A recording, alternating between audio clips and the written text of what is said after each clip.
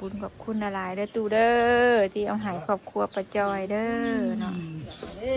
เนาะหนาวได้ตู้เอ้ยตู้หนาวว่าตู้ก็หนาวว่าทั้งตู้หายประตูไปเบิ่งมันปิวเด้อหายประตูเด้อโอ้ยตกใจนั่งเลยว่าก่อนเอานี่ก็ได้หายไม่ตู้ตู้จะหายตู้เลยหายตู้ขอบใจเด้อหายระบ้าตัวนี้หายระบ้าเบิ่งมันปิวไว้ดูคุณบรรณาเด้อขอบคุณแม่ตู้ขอบคุณแม่ตู้คุณแม่วาสนาเป็นสะพานบุญให้ซื้อเด้อเริ่มแม่ตู้เด้อดีไม่แห้งโดได้คนไข่อย่ามีโดลูกน้ำลานไปนานๆทูแม่ตู้แบบนี้ขอบคุณเด้อตู้เอ้ยเอาเงินในลูกไข่ลานปีใหม่อายุดีมีแห้งสุขภาพแข็งแห้งนะตู้เด้อ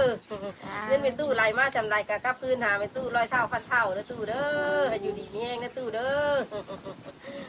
เป็นตู้เบิ่งหลานนี่ตู้เบิ่งหลานเด้อตู้เด้ออายุดีมีแห้งมันเงินใจว่าดีเด้อว่าเด้อใจเด้อว้าววันนี้ขอบคุณแม่ตู้เด้อที่หักแพงเนาะครอบครัวทางประจอยจะได้กับทุกคนนะให้มันเงินเด้อเนาะเนาะโดยเสร็จเลยนุ่งเรื่องไปเมื่อหน้าเด้อพี่ตู้เด้อทางโลกทางถ้ำก็ดีเนาะสาธุของขวัญปีใหม่อ้าวบนนี้ก็ตีเลยนะอุ้ยป้าเสียป้าเกินป้าให้ไปดูใจอุ้มมาลูกป้าแม่ป้อนเอาไหมซีมูซีมูซีมูเพื่อนพอจิตนะหมดดินโอ้หมดดินมั้งไงให้ไปดูใจอุ้มมันนี่มันพักเลยบายดิอันนี้เราดังแล้วที่ตัวดึงดิอันนี้ซีมูนะซื้อเพื่อนพอจิตกินนี่สบายดีเด้อป้าลุงFC ทุกท่านตอนรับกับชิซองมาเจอเด้อดูค่ะ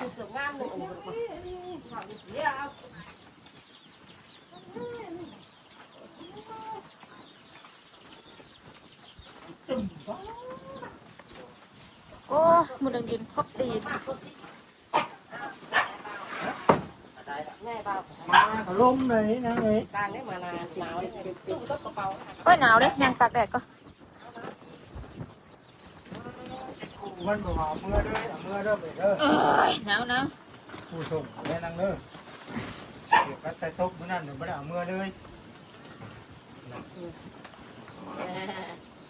ยังเราบ้าชิแก่ยังเดี๋ยวมาทางนี้บ่ซื้อผ่าสลิงอ่ะแม่มาขังผ่าคือของยาได้ผ่าหนึ่งบางอะไรผ่าย่างเขาห้องนะมันมาขังอยู่นะเพราะมันบ่ลมแห้งนะลมเข่าก็ไล่เพราะมันบ่บายดีหนอนเอ้าผู้ชายนับเป็นสี่เนี่ยน็อตเนี่ยหักหัวข้างที่นี่มันชุกบ่สุกแล้วยางครับ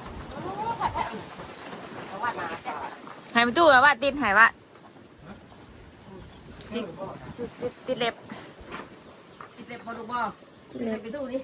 ติดเล็บบ้านนี่เอาละร้อนเบิ้งนมหนาวไปตอนตู้เถากองนึงนะติดได้อันนี้บ่ดูบ่ติดบ่เป็นเลยตัวนี้ของตู้เถาบ้านแก้ไม่ว่าขนมลิงเนี่ยว่าแม่ชิกินเนี่ยว่าแก้แม่เนี่ยแก้ดูแก้เป็นบ่แก้เป็นบ่ล่ะบ่แก้ให้ตู้แก้ไปตู้แก้ไป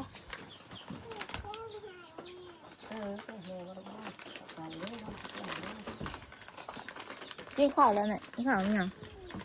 จักคำเมื่อกี้ก็ยังกินครับไม่ได้กินกินคนพักกันเก่าด้วยพักเก่าเลยใบจนหอดตลาดยังบ่นั่นนึงเอาไปตู้ไปอันดินขี้ดินอยู่ใช่คือหนาหมอกระตูนอยู่เอ้าต้องกระเป๋าเราอยู่แล้วกระเป๋าแล้วท่านช่วยแล้วกระเป๋าเนี่ยนะลิ้นตัวดีแค่ไหนแบบมันชะงักอะ นี่บ่ นี่นะตัวนี้ มันจะช่วยมันน่าจะกิน เอาเลยอะ ที่ผมใช้ไม่กัน ถอดเอาแม่เกิดไหม ตอนนี้สวยงามสุด เมื่อคืนนี่ก็ใจไปบุญ นี่ว่าเงิน บริเสร็จให้ ตู้เป็นบ้าเลยก็ตามมาชื่อแล้วเฮ้ยชูชามชูชีลูกหลานกันหมดแค่มันออกที่ชามที่ชีแล้ว สี่เส้น ตามที่ยัง เอ้าโมเมนต์ว่าได้สร้างที่ชามเราเอาได้สร้าง ออกหาชื่อออกหาชาม ชามตัวที่ชามที่ชีชูชีชูชามชูชีฉันนะแล้วพี่ไม่ได้หรอ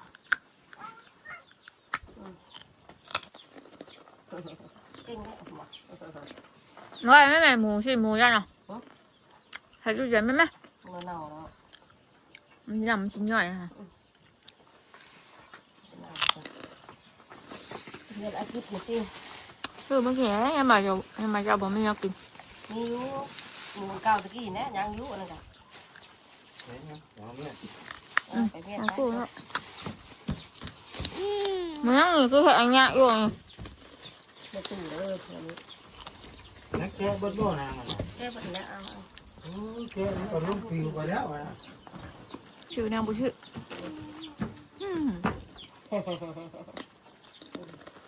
คนเก่งชื่อนั่นแหละจะคนติดบ่อยู่ที่นี่ได้แกออกไปบ่แกบ่ได้ นางร้องมันลมอ่ะ ร่มเลยร่มหนาว ขนมเหมือนเมื่อวานนี่บ่ ไปตัวนำรับอยู่เช็คตัวเลย เป็ดดิ เอาไปต้มกระเป๋าชื่อกระเป๋ามาให้ท่าน วัชนะก็แต่ ขายแล้วเท่าไหร่แม่ชานเจ้าปี ขายเดียวเนี่ยขาย ต้องหัดไปส่งกับ12นึงผ่านไป ชอบเท่าไหร่ เอาทีที่ เขาคือ โอ้ยก็ไปช่วงแรกเขาก็เอาลายอยู่ดอกเนาะไป เกาะขายลำทาง ไปส่งในบ้านนี่ ไอ้เหยียบไม่ลงอ่ะ มันยังหุ่มมันเกิดอยู่ฮะโอ้ยมันยังมามากเลย งาไปตู้นะงาไปตู้ชื่อไหน ปิดไม่ลงประตูนะ ปิดแม่ถ้าบ่ปิดนะประตูได้บ่ปิดนะโอ้ยประตูมันไม่ได้เรื่องแล้วประตู ว่าจะง่ายอะไรพอตกดอกบ่มาก หวานบ่ใหญ่หวานบ่ใหญ่แล้วนะหวาน บ้านใหญ่เลยเนาะ จำนี่โคโลอะไรเนาะ หมูเนี่ยมันหนาว วัดอุมยังหวานนะอ๋อน้ำบ่อนท่วงที่นี่ยังอะไรวะ มาน้ำโอมีตู้บ้านเด้ มามโอ้ตู้ ของเพื่อนแหละ ใจโอ้ตู้มาเลยชื่อใครได้ก็มาเลย ขนมเมื่อวานไงหัวนมได้ไงโมแมนบ่ ขนมปล่อยให้ประตูกินไงอ้าวเต้แต่จ้วงลูกหลานก็ได้ มันบ่เห็นแต่นางบ่แม่เต้ บัดตามมา ใจให้เรามันหวยด้วยดอกมันดอกมันคือหวยด้วยแต่ดอกมันอยู่ด้วยมันก็บัวเหมือนว่า เลยนะเกิดงามเลย เอาไพ่มันชิเบิดเหรอไพ่มันชิเบิดเหรอใช้ทานใช้ได้ป่ะนี่ เนาะ ใช่มองไหนป่ะนี่ทานไพ่มันเบิดค่ะบอกว่าย าแล้วนางเนาะบ่มี พี่มาเต้นพี่มาเต้นหิวเต้นที่แม่บ้างไงเต้นในวังกังเว้นมันก็แบบบ่เบิ้งไอ้ชิเบิ้ง เห็นอยู่ค่ะ แบบอยู่ แล้วก็ทวงเกือบแล้วซื้อเท่าไรวะจักว่ามีตู้ซื้อให้วะบอกแพงยันบานว้าวเดี๋ยวเนาะ 2,000แล้ว สบายดีเด้อปลาดุงเอ้ย บอกว่าบอกเขางั้นถอดปุ๊บยังเขาเอาอะนะ เอาใช้เขาจะเอาไปเชื่อไม่ใช้นาง เอาเกือบงามแค่เขาปะว่ายิงมาถอดให้ใส่ถุงยางหอยแค่ช็อกนั่นงามยุ่ตัวไปเอานางร้องกันไหม แม่คุณอีกยังกี่หามือนึง ผลเพื่อนกี่ผ่ายเนี่ยเนาะเราแพ้เมื่อคืนนี่ แล้วเฟนบ่เงินตัวนะ เราบริไปเพื่อนเท่านะเราแพ้เขาอยู่บุญค่ะ เจ้าบ่ยักเจ้าบ่อาย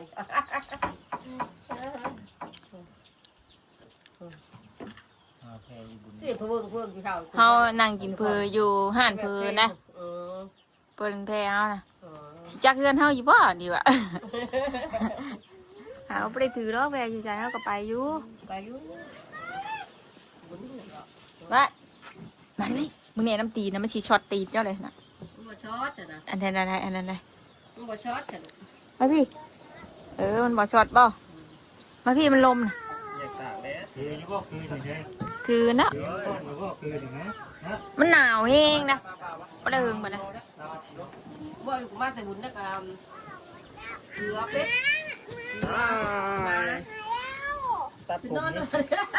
คือนอนรถบ้านนี่เสือเป็ดเสือมาแล้วก็ได้ช็อตบ้านนี้พวกทำผู้หัววัดก็พอบ่ได้ถ้าเป็นผู้ถูกได้ร่างนะนอนในหนาว บ่ดินนะลูกย่านเด้อมึงเนี่ยลมนะอุ้ยลมแท้ลมว่ะ มาแล้วจะเป็นยังไงนอนเนี่ยหนาว ลมอู้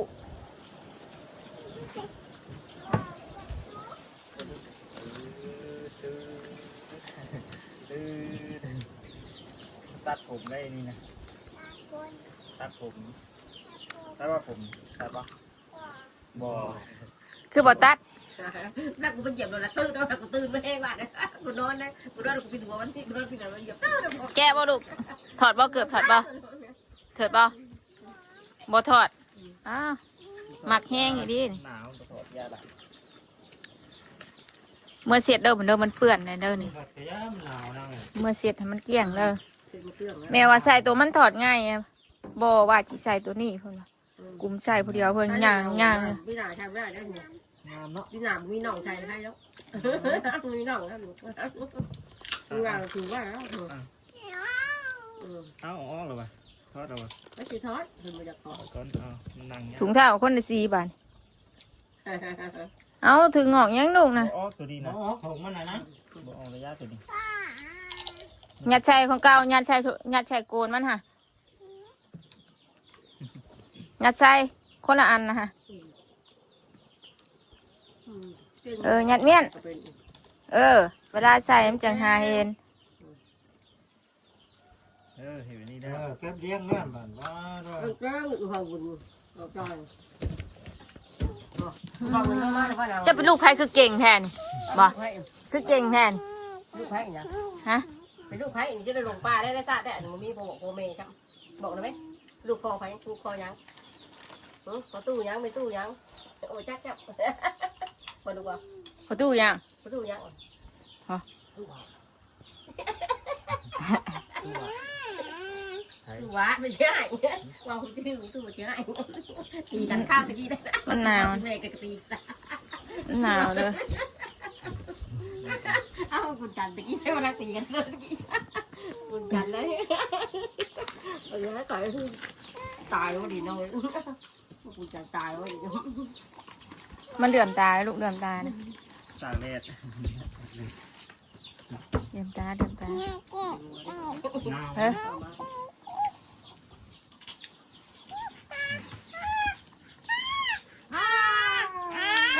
คนกินกันคนกินกันคนกินกันไปละ ย่าไปเถอะนางเจี๊ยบนางเจี๊ยบมึงแน่มีแต่ในยังในมะขามบ่นี่นะ น้าผมบอกให้ตู้ผัวบ้านเจ้าข้าวแล้วกูให้บอกไปมาเจ้าข้าวได้ออก หัว มะขวดอยู่เพื่อนก็ถ้วยหนึ่งกูไม่ใช่ หัวเรื่องหัวร้ายมันกิน เป็นไข่นะขวด แซ่บอยู่ได้ขวบพอดีกินเบิดนี่ได้นาง ขวดเป็นไข่ เดี๋ยวนี้เราเข้ามานะ ทำทับลายขวบกินเบิดน้ำเป็นไข่บ่ใช่ นี่ตุ๊กตาบ้านนา เบิ่งมันห้องแล้วจังมันให้มันยาให้แล้วจังมันไม่บีบเบิ่งมันให้หาเอ้ยได้นี่เบิ่งยังให้อยู่เอ้ยว่าบ่มานาจะคือเอ้ยว่าบ่มานาจะคือว่ะพักแน่นางกันเว้านะ ห่านเก็บมาแม่ลูกเก็บมาแม่กระตุ้นน่ะจะดึกลงยังอ่ะ เอ้ยว่าบ่มานาจะคือว่า เก็บมาคาบไปได้ค่ะ เอ้ยว่ามาเรื่อยแน่บัดหามือมาคือนึงแน่บัดนี้เอ้ยว่ามาให้หา โบหยอกว่าหนาวลมก็ลม หนาวลิ้นให้หาแล้วให้หาเอ้ยว่า ลมหาลมสิให้มานาเนาะว่า เอ้ยว่า เด็กด้อยมาวันนั้นเขายองชิบ่าวมื้อน่ะ ยาเขาได้เขาอยาก หน่อยปิดมื้อน่ะ มีเอาได้ยา แล้ เขา วถิ่มไม้เนี่ยปลูกไม้โดดดัน ไม่จะปลูกที่นี่ดีกว่าน้องหำเนาะ บ่ปลูกแปลงก็ได้ ต้องมาผ่านปูน สิดีกับบงเอาเด้ บงมันยักมันใหญ่เลยชื่อปุ๋ยอีกได้ชาวพันเหมือนกัน ยกอะไรก็จะได้ไป ใช่วันนี้ถึงงามแล้ว ตกตายแล้วเนาะ ลูกตาปิดหักแล้วปิดหักใหญ่เลยยามันแล้ว ตัวยังนี่ตัวยังนี่ ไม่ก็ออก ตัวยังโดตัวยังฮะบอกว่าน อนบ่ มันนอน นอน ไอ้มันนอนนอนหามันนอนตีแดดตากแดดได้นอนตากแดด นอนไม่ดูกันเลย นอนนี่ไม่นอนน้องได้น้องยิงนอนเลย ลมแบบมันลมมาทั้งนี้ก่อน ลงไต่คุณเนี้ยหำลงมาสิ มันเสียงเขามาที่ เมื่อคืนนี้นั่นหนาวดีเนาะเข้าไปเพิ่มกันได้นะ เท่าไหร่ว่า18 17เลิกมา16บ่ โอ้ยว่าอีตาลุงนี้เอ้ยนาวชักมันยังมีผู้บ่อนในเจ้าอยู่บ่เนี่ยเปิดเป็นชื่อจักเดี๋ยว พรนะเขาเจ้าพร เราคู่อย่างนั้นยังบ่ยากอยู่ ม่วนได้หมุงกับป้อมนะก็พรนี่รอได้เขาเจ้าพร ถ้าเปิดก็แต่ว่านี่แล้วนางอ้าวมาแค่มัวข่าวยาเปิดได้หนึ่งยาได้ เปิดตั้งแต่มือห่อข้าวต้มพุ่นได้เขาเจ้าเปิดได้ เพราะว่าตู้นี่นั่นก็แต่มือดองบ่ได้เลิกเขาอ่ะถ้ามือเลิกบุญก่อนถึงเลิกเขาอ่ะ ตู้มันหยังนะบ่าวหยังนะบ่ถูกบ่าวหยังเฮือนเราดังสีหันได้เฮือนบ่าวหยังว่า ตู้ตัดสินมั่งตู้ตัดสิน โอ้แม่น โมเมนต์มั่งวัดตู้แล้วแต่คืนหลังก็บอกวัดตู้แล้วนะ หายปอดมันจักได้เฮาก็บ่จัก เอ้าผัวในเกลือในนางก็เราคืนหลังก็บอกวัดตู้วันไม่ตู้มาจั่วตู้น้ำเงินเราการกับแบบนั้นเนาะคือแบบนั้นอ่ะตู้รับมันมันหักหลัง น้ำยาสีกระจกบอดยัง น้ำนั่นแหละ น้ำกินนี่นะผู้ชีจะปากไปกินคิดเอาไปชี้แล้ว เฮ้ย เฮ็ดอีสักอะไรกินอยู่เลย กินเยอะ เลี้ยงกินได้ครับ ไอ้เด้ออ่ะ ดิ้งหน่อยเราเฮ็ดชี้ฉันน่ะ งอกก็ได้งอกเลยงอกก็ได้ เมื่อฮะ โอ้แล้วบ่าวบ่ฮู้ว่าเฮ็ดให้แล้วบ่าวเฮ็ดแล้วบ่าวมึงอยู่เฮ็ดบ่าวมึงอยู่ แค่ไปกูยังกินดอกเกลือ ชิมเบิ่งเถอะชิมเบิ่งเถอะล่ะ เนี่ยสีใส่นะกินอันนี้ใส่เนี่ยสีพวก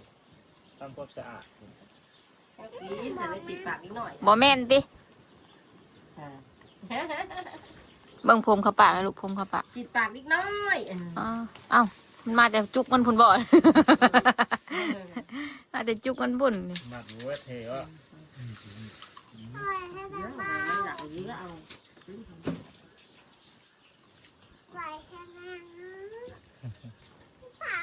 เป็นจังได๋ไปเยี่ยมแม่แดง เขาอยากกินนมหน่อยช่วยชมกล้องหน่อยไม่ได้รักกระดุยอยู่นะมันเขามีชีวิตอยู่แล้ว มีขี้ฮิตอีกเด้อ ชีวิตเธอเก้าวันนี้นะมันเป็นเน่านิ้วมันนี่นะเนื้อมีนอกอันตุ่มเปื่อย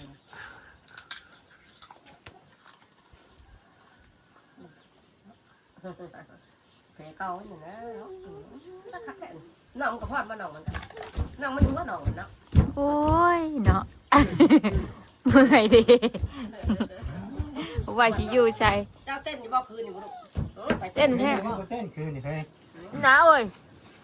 พาไปข้าวเดียวนึงบ่ได้เฮิงไป ถ้ามันฮอดนี่จำไม่ติเต้นติ หนาวจนสั่นดิ้นโอ้ยเมื่อว่ะ บุญมีแต่หนาวย่ำหนาว เมื่อรถหนาวแบบนี้ว่ะบ่ไหว้ว่ะ น้ำฮอด บ่ลมหนาวนี่เด้ ของไทยหน่อย มาวันนี้หลานนอนครึ่งเฮือนครึ่งหนึงอยู่บัดนี้ อาจารย์เราบ่ได้ยินจ้ะแล้วก็มานอนเจือนั่งก็ลูกนั่งแล้วเว้ยลุกขึ้นมาได้ไหมหนาวบ่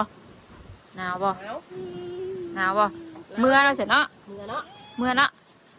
เมื่อนอนอยู่เฮือนเฮาเนาะ ขาเด้อเราถูกขาได้ดังเด้อน อนอยู่เฮือนเฮาเนาะ ขาที่เพื่อนได้ละเด้อหนาวมันหนาวเด้อหนาวมันหนาวเด้อเด้อ ดมบ่อยู่แม่บ่อยากพามาบ่ ดมอยู่หนาว ลมอูอ่ะลุกขึ้นมาแล้วลุกขึ้นมา ตู้ดูเจอตกตู้ทำตู้ยังหนาวอยู่ยินดู ไอ้ตู่ใจดีฝากเงินมาให้หลายมื้อเลยครับยังบ่ได้เอามาให้ขอบคุณหลายๆเด้อตู่เด้อที่เอาให้ครอบครัวป้าจอยเด้อเนาะ เด้เนาะหนาวได้ตู้เอ้ยตู้หนาวว่าตู้ก็หนาวว่าทำตู้ ให้ประตูไปเบิ่งมันปิวเด้อให้ประตูเด้อ โอ้ยตกใจนั่งเด้อ อ่ะ ว่าก่อนอันนี้ก็ได้ ให้ไม่ตู้ คนมันจะหายในตู้แล้ว ให้ตู้ ตกใจเด้อ ให้ระบ้าตัวนี้ อะไรบ้าง เบิ่งกันปิวไว้ดู บ้านนาเด้อ คุณบ้านนาเด้อ ขอบคุณในตู้ ขอบคุณไม่ตู้คุณแม่วาสนาเป็นสะพานบุญให้ซื้อเด้ออ่ะ ขอบคุณ เริ่มอ่ะ ในตู้เด้อดีๆมีแห้ง โด เจ็บจะได้คนไข่อย่ามี โด ลูกน้ำลานไปนานๆ ทูเอาไม่ตู้แบบนี้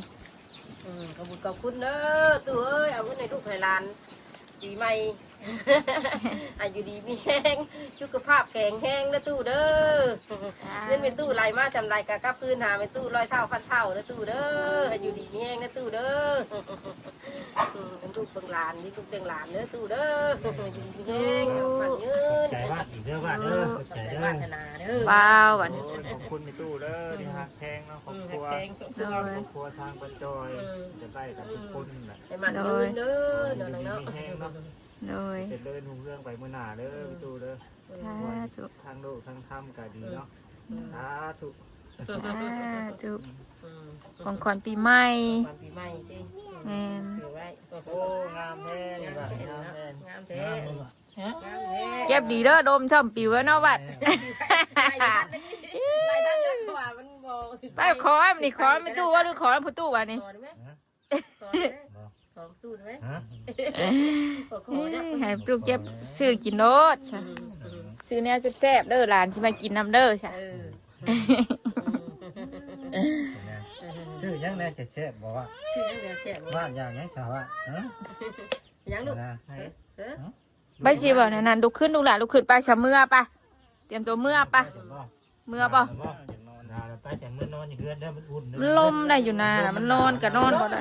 มา ล จั ง ง จั มา บ ใหม่เด้อมันเด็ดๆจนเด้อจังมาเด้อ ตายดีมึงบ่หลานบ่ ตู้ให้ของขวัญปีใหม่วะ ตัดปีใหม่ เฮากับบ่มีหยังตอบแทนมีแต่ขอบบุญขอบคุณนี่แหละตู้เอ้ยเนาะขอบคุณแม่ตู้ดาลายที่หักครอบครัวป้าจอยเด้อขอให้แม่ตู้สุขภาพร่างกายที่แข็งแรงแม่ตู้เด้อขอบคุณดาลาย แดงแดง มันปิวแล้วลูกมันขาดของบ้าแล้วให้บ้าลูกไปพี่เจ้านี่ก็ให้ไอ้ตะวันก็หยัน เป็นไง เอาไว้ลูกเอาไว้เอาไว้ให้บ้าลูกให้บ้านี่ของบ้านมาเอาของบ้านไว้ ว่าแต่มี มันสิขาดฮะ แต่ว่า แต่ว่าเด้อ บ้านเลือก กองลูกละ แต่บ้านบ่ ใครก็แต่ว่าเด้อเออ มาเอาของบ้านที นี่ นี้ ว่าแต่มี ใส่ก็เมจอย ของบ้านมีหลายว่าของบ้าน นี่ถือว่าหลายแท้เดียวขึ้นเยอะมากเลยเอาว่าได้หลายเดียวว่าใบเดียวนึง นี่นะเอานมเปียกถือว่าอะไรนี่นะเปียกว่าอะไรนะ เงินว่าทั้งหลายก็อยู่ เขาก็ใส่ทงเตะใส่ในแม่ ใส่กระแตบน้อยได้ไหมลูก เตะในแม่ ใส่กระแตบได้ไหมลูกล่ะ ผม เอาใส่กระแตะไป ใส่กระแตพี่มาว่าเปิดให้ไหม เพิ่นก็มีกระแตะเพิ่นกันนะเพิ่นก็อยากใส่ เพิ่นอยากได้ต้องอยาก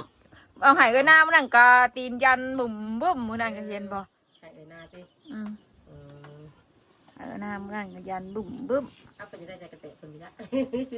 บ่อยากนั่นในห่วงได้เดี๋ยวนี้นะบ่อยากใหายภัยได้ เงินมาสิแต่ไปใหญ่เลยเนาะ ของก็ว่าน้ำเพื่อนอย่างนี้หายภัยนี่ต้องนั่นเดี๋ยวนี้นะเป็นตามใบเพิ่นมั้งตะกี้คือว่าบ่ได้คิดที่ปานนี้ ใหญ่เนาะ อีหยังก็เฮามาพามาซื้อปลาทูมื้อ ยังเงินแน่นะ พามาซื้อปลาทูมื้อนั้นโดดแม่ตู้ตาแม่ตัวอีหล่าเนี่ยขอกินหมักชิดีให้ตู้กินน้ำแน่บ่เขาว่าตายดอกอีดูอีดีดอก ตายดอกว่ะตู้กินแน่ก็บ่ให้วะ ไอ้ตู้ตัวกินกว่า คนเคยเห็น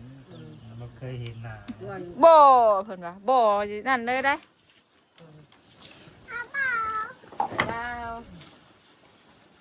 ไปสะเมื่อไปใส่แม่เกิบมาให้บ่าใส่เกิบให้ไหมใส่เกิบปะลูกไปมานอนเบนหน้าแล้วว่านอนเลิกนะหานอนค่ำนะใส่เกิบไปให้บ่าใส่เกิบให้ไปไปลูกไปบรินขี้ไม่ตู้นะบรินไปไม่จ่อยจนเจ็บตาบ่แล้วนี่ลมพัดกระแดงนี่ไปใส่ลูกไปไปนั่ง แพงกว่าจะขาดทะเลนะว่า เอากับบ่ได้แพงปานใดได้แม่ ขางไก่ก็ได้เนาะนางเลยขางไก่ก็ได้ขางไก่ก็ได้เอาผ่า แม่นหนึ่งจักเท่าไรบ่เกิน5,000มั้งเขาขายนะ มาหอบเพื่อนเท่านี้เลย ไอ้เพื่อนข้างนั้น คือชอบกระโดดข้างกันได้ คือลำเฮือนหญ้าได้ทั้งหัวหญ้าได้ คือตึงหัวยาวนี่ได้ มันสิบ่ล่มพังปานนี้ปานใดก็มันก็สิบ่แหละ สิได้ให้ติ๊กแล้วนะ สองบางก็ได้อยู่ เอาถือได้ไหมเกือบงามแล้วนะ แม่สิเมื่อปะเจ้าแหละไป อย่างเมื่อหน้า จะอยู่หน้าเลยเสิเด้อ นี่สิอยู่ในตู้ว่าใช่ ลมมาบาดมันสังงาจี้ก็พออยู่หรอกบาดมันมาบ่ได้จนว่านั่นอีหล่าบ่เมื่อบ่แม่เมื่อก็ได้อเสิเด้อโอเคแม่เมื่อก็เด้อว่าอยู่หน้าน้ำตู้เด้อเด้อเย็นบ่แม่ว่านะ แล้วใช้รองเท้าลูกล่ะ ใช่นะใส่ข้าวนะ ใช้รองเท้าใช้ถุง นั่ง ยาง คอนเสิร์ตแล้วพี่น้องเลยแต่ว่าเพึ่งมาต่อคลิปเอาเนาะเพราะว่ามานั่งกินข้าวแต่เพิ่งเติบไปสิหอดประดามมือแล้ว ใส่เอ็นเกือบนะมันหนาวนะ จะอยากบ่ขนมบ่แซ่บนะ รู้ว่าใส่เกลือปลาบูแล้วนะเป็นเอาไห้แล้วเป็นดูยางมูแล้วเป็นก็แต่แจ้งเป็นได้ไงแต่ก่อนจะส่งดูไม่เอาลูกล่ะเอาลูกจะได้เด้อ มันบ่แซ่บนั่นนะ กูว่ามึงนี่มาช่วงสิกินนะกูว่า ถือใส่ได้ไหมใส่เยี่ยมใส่ยัง ใส่ถุงเท้าลูกใส่ถุงเท้าแล้วว่าแก้ให้ แก้ไว้เด้อ บ่แก้ก็ได้เท่านั้นน่ะบ่กินตัวนั้นมันหายโตนั่นน่ะ มันเหล็กให้แกะเนาะแกะ แก้กับตัวนี้ได้กินเดียวครับ ห่านบ่กิน แต่ว่าแก้ยังจะลูก มึงเอาให้ไม่ใช่ มากัดบังดูบาทนึง ห่านกันเว้าอยู่เชื่อกันโดดตัวนี้จะสิกินตัวนี้นะเชื่อกัน แก้ในเบา ขอบใจก่อนเฮ็ดอะไรขอบใจ เก่งเก่ง ขอบคุณค่ะอย่าเฮ็ดอะไร จับเอา มันเปื่อยบ่แล้ว เพื่อนได้กันตัวจับแบบนั้น เอาก็สิเอาลายเทลูกกับปันเอาเว้าน้ำเด้ กินนั่นนะเมื่อวานไปกับนั่งเลย ปันพอตู้แม่ตู้แน่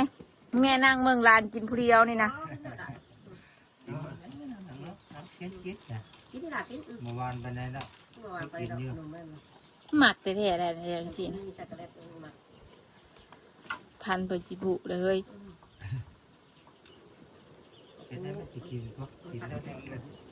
นี่มาหน้าตู้มีน้องไอ้ลมหักลมก็จุกกระจอดอยู่ผู้ใดกะ หนาว โอเคสันหอคลิปนี้ป้าจอยก็ขอจบคลิปเพียงสำนี้ก่อนไปเลยเด้อป้าลุงเอ้ยสบายดีสบายดีพ่อ สบายดีมาไว้นั่งมาจะตู้สิใส่เกินอันนี้มั้ย เอาไปเดียว เอาไว้ บอก สิใส่เกินอันนี้ไว้